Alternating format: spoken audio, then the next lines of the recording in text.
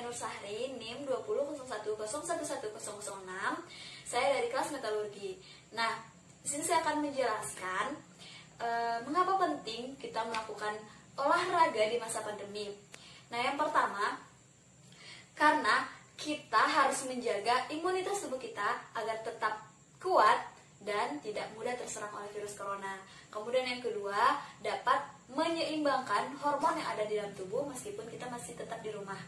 Nah, kemudian yang ketiga, untuk menjaga kesehatan agar tetap kuat dan tetap sehat meskipun kita tidak keluar kemana-mana. Kemudian ada beberapa olahraga yang dapat dilakukan selama masa pandemi. Nah, yang saya praktekkan ada satu yaitu sprint waltz. Nah, sprint waltz ini adalah gerakan olahraga yang berguna untuk bisa memompa jantung sehingga tetap sehat dan aliran darah dapat mengalir dengan baik sehingga peredaran darah yang ada dalam tubuh kita dapat mengalir dengan lancar. Baik teman-teman, berikut cara untuk melakukan sprint waltz.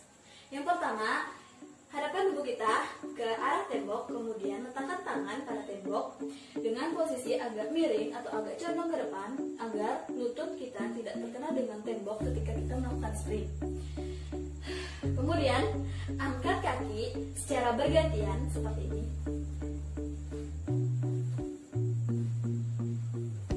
Ya, sesuai dengan kemampuan dari teman-teman, bisa 2x8 atau 1x8.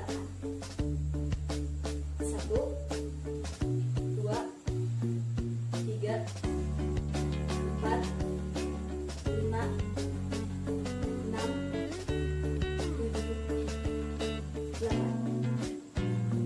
Terima kasih, selamat mencoba.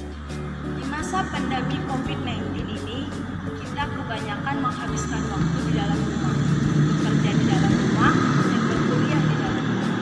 Nah, kita harus tetap menjaga imunitas tubuh kita. Cara untuk meningkatkan imunitas tubuh kita dengan melakukan kebugaran jasmani. Salah satu kebugaran jasmani yang dapat meningkatkan imunitas kita yaitu jumping jack. Selain meningkatkan imunitas tubuh kita, jumping jack juga dapat melatih otot tungkai, bahu, dan melatih otot daya jantung paru kita atau VO2 max. Kita juga dapat melakukan jumping jack sebanyak 3 kali dalam. Selamat menyaksikan.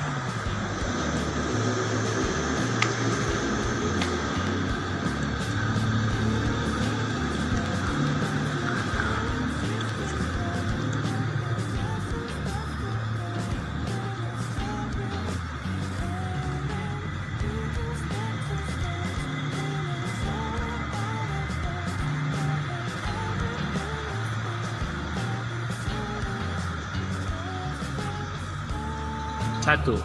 Nah, tadi itu adalah gerakan jumping jack. Selamat melakukan di rumah. Assalamualaikum warahmatullahi wabarakatuh. Bola voli adalah permainan yang terdiri dari 2 tim berlawan, di mana masing-masing tim terdiri dari 6 orang. Bola voli pertama kali diciptakan oleh William J. Morgan akhir abad ke-9.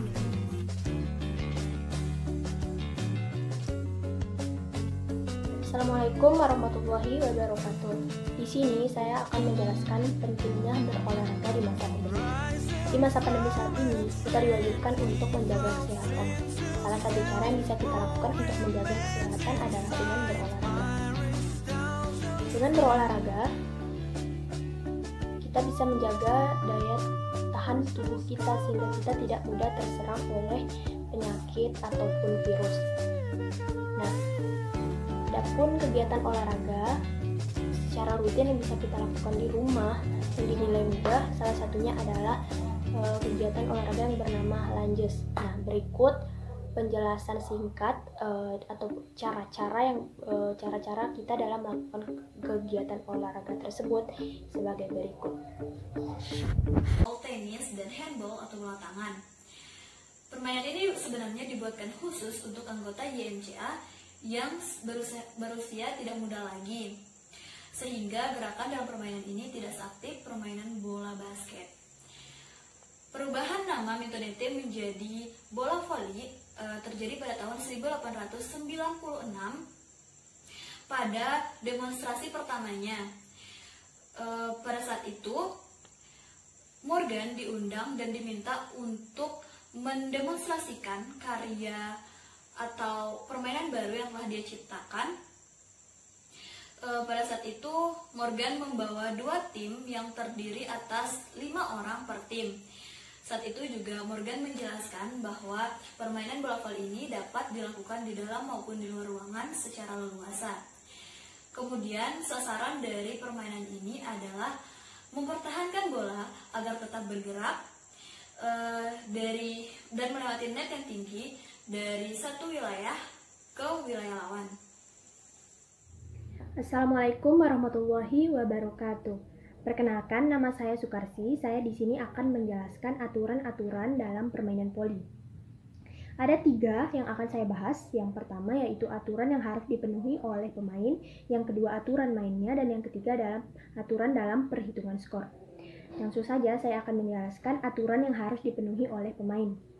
Adapun aturan-aturan tersebut, yang pertama, jersey yang digunakan oleh pemain harus memiliki nomor dada dan nomor punggung. Dan yang kedua, jumlah pemain dalam satu tim adalah terdiri atas 6 orang. Yang ketiga, ada 4 peran yang harus dimiliki oleh setiap tim, yaitu libero, defender, tosser, dan smasher. Selanjutnya, saya akan menjelaskan mengenai aturan mainnya. Adapun aturan-aturan main dalam permainan voli, yang pertama, permainan bola voli dipimpin oleh 1 wasit dan dibantu oleh 4 asistennya yang bertugas untuk menjaga garis dan 1 orang untuk mengatur skor. Kemudian yang kedua, permainan dimulai dengan melempar koin untuk menentukan tim mana yang berhak pertama kali melakukan servis. Yang ketiga, diberikan waktu time out sekali pada tiap set atau babak dan waktu time out berlangsung selama 1 menit.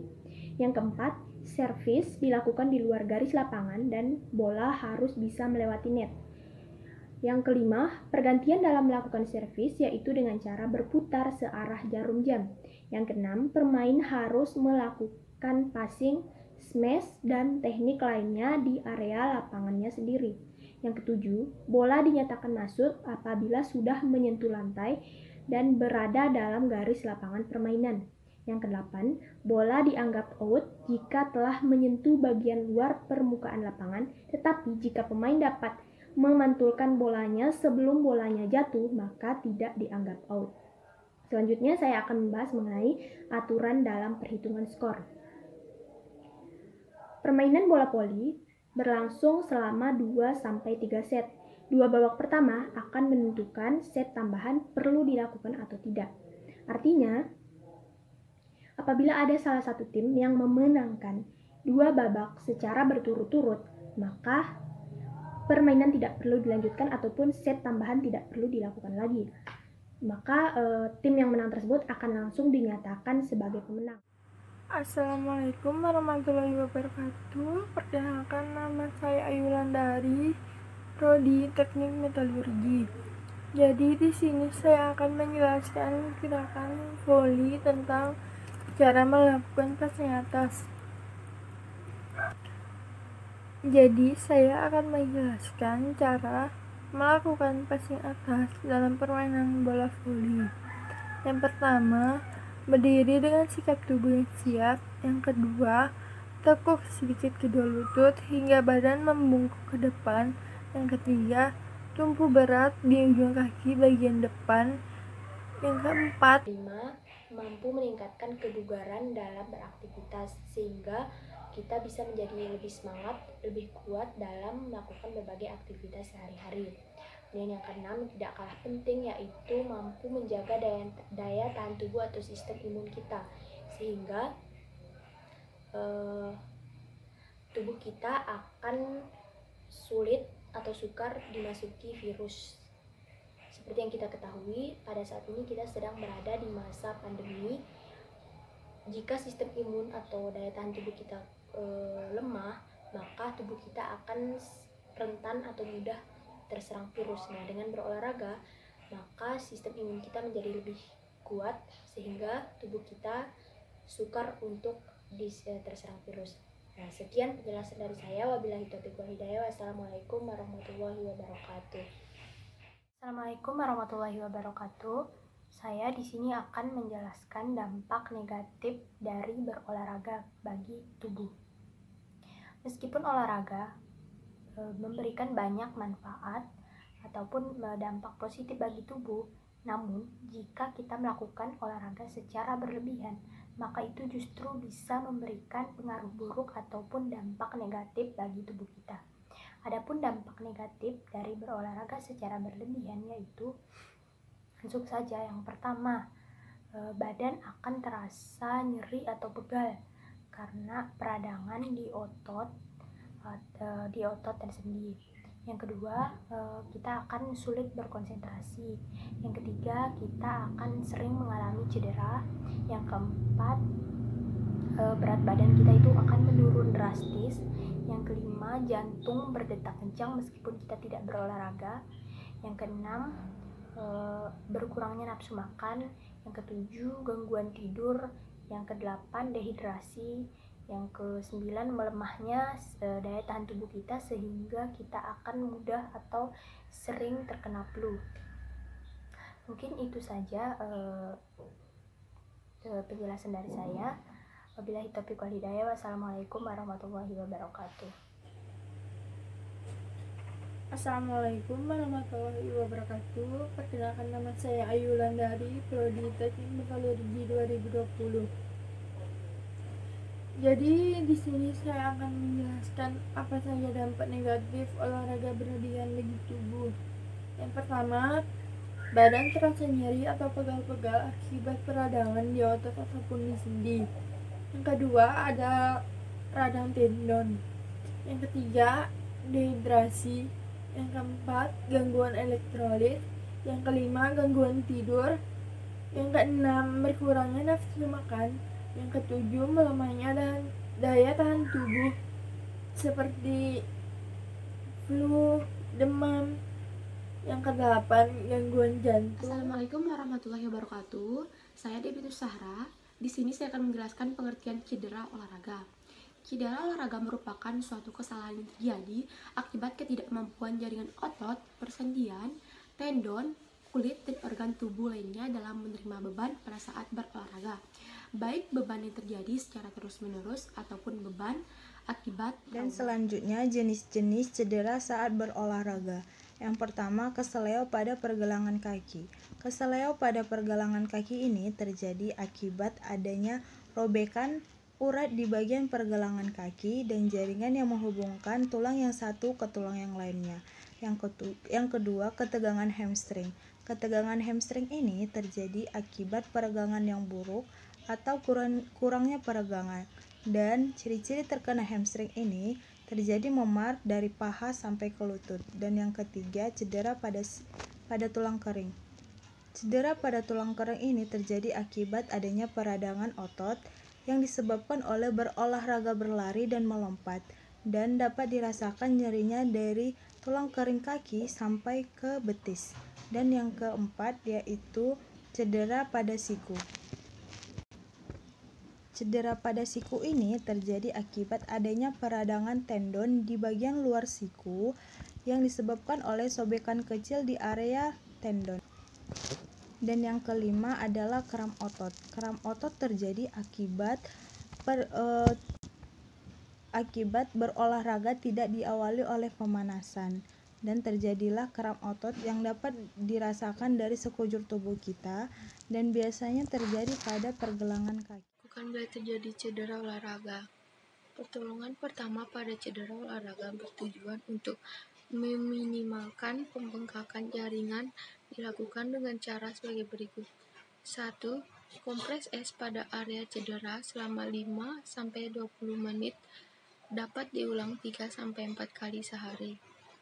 Membalut area yang cedera dengan bahan yang elastis, seperti elastis perban.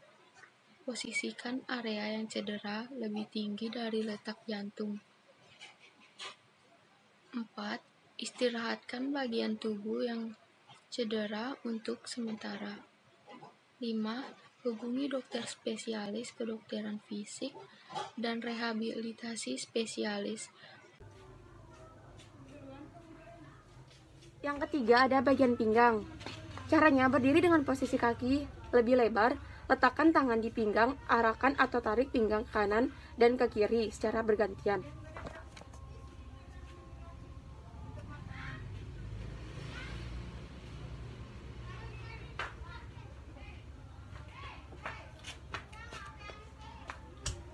Nah, sekarang kita stretchingnya ke bagian pinggul, yaitu kita menggerakkan pinggul kita ke kanan dan ke kiri sebanyak 1 kali 8.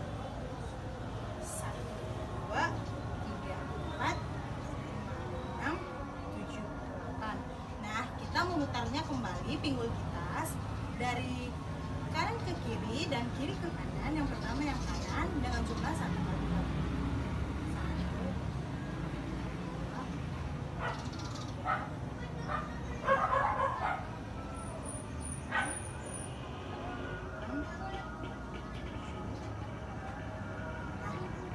Kita balas.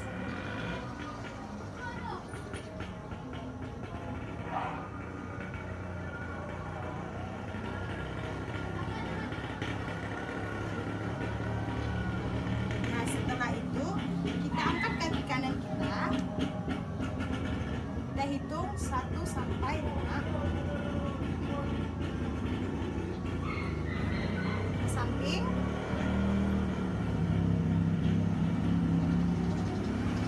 Ke belakang.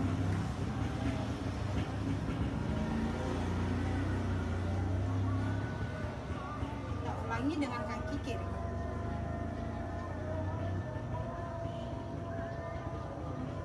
Ke samping. Dan ke belakang. Nah, setelah itu kita melakukan peregangan, yaitu bahu kita yang kanan menekuk, tidak menyentuh stop penelen. Selanjutnya bahu kita agak kita bungkukkan, lalu tangan kanan kita menyentuh kaki kiri kita, sebaliknya juga dengan tangan kanan kita. Kita hitung 1 kali 2.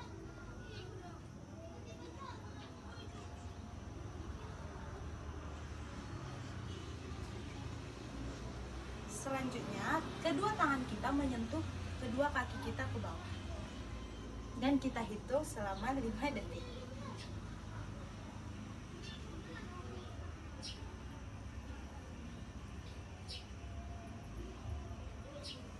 Selanjutnya, tubuh kita duduk, lalu kaki kita lurus ke depan, tangan kita lurus ke depan. Setelah itu, kita menyentuh kedua ujung kaki kita. Kita menghitung selama 5 detik dan kita ulangi sebanyak 3 kali.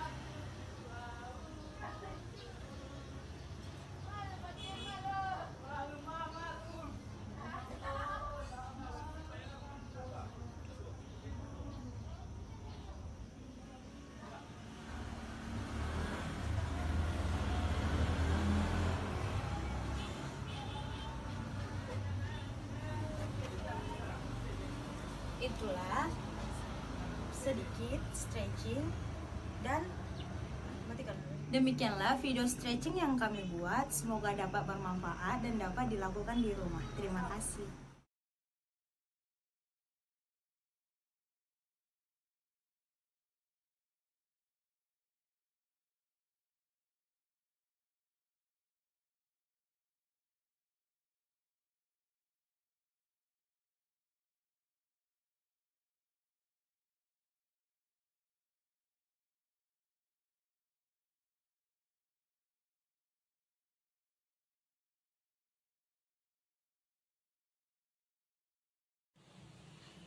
Bismillahirrahmanirrahim. Assalamualaikum warahmatullahi wabarakatuh.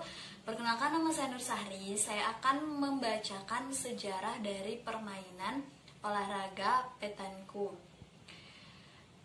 Petanku adalah permainan olahraga yang berasal dari Perancis. Petanku adalah suatu bentuk permainan bowls yang tujuannya melempar bola besi sedekat mungkin dengan bola kayu yang disebut cokonet dan kaki harus berada di lingkaran kecil. Permainan ini biasa dimainkan di tanah keras atau minyak, tapi juga dapat dimainkan di rerumputan, pasir, atau permukaan tanah lain. Permainan sejenis adalah bocce dan bowls. Pada awal abad ke-6 sebelum Masehi, orang Yunani kuno telah memainkan permainan melempar koin, batu datar, dan bola batu disebut speristiks. Bangsa Romawi kuno memodifikasi permainan dengan menambahkan target yang harus didekati sedekat mungkin. Variasi Romawi dibawa ke Provence oleh tentara Romawi dan pelaut. Sebuah makam Romawi di Florence menunjukkan suatu bermain game ini membungkuk untuk mengukur poin. Dalam perkembangannya, setelah itu masyarakat Roma menggantikan bola batu dengan bola kayu, dengan kuku untuk memberi mereka bobot yang lebih besar. Pada abad pertengahan Erasmus menyebutkan permainan itu sebagai globurum, tetapi selanjutnya menjadi dikenal sebagai bowl atau bola, dan itu dimainkan di seluruh Eropa. Raja Henry III dari Inggris melarang permainan itu dan menggantikannya dengan pemanah. Dan di abad 14, Charles IV dan Charles V dari Perancis juga melarang olahraga untuk rakyat jelata. Namun, dalam abad ke-17, larangan tersebut dicabut. Pada abad ke-19, di Inggris, olahraga telah menjadi bowling rumput. Di Perancis, olahraga ini dikenal sebagai bowl dan dimainkan di seluruh masyarakatnya. Para misioner, seniman Perancis membuat 2 lukisan menunjukkan orang-orang bermain game. Dan Honor de Balzac dijelaskan pertandingan di La Comédie Humaine. Di Perancis Selatan telah berevolusi menjadi jeu provençal mirip dengan petanku, kecuali bahwa lapangan lebih besar dan permainan menjalankan 3 langkah sebelum membuang bola. Petanku dalam bentuk yang sekarang ditemukan pada tahun 1907 di kota La Ciotat dekat Marseille oleh pemain Lyonnais Prancis bernama Jules Boulignon.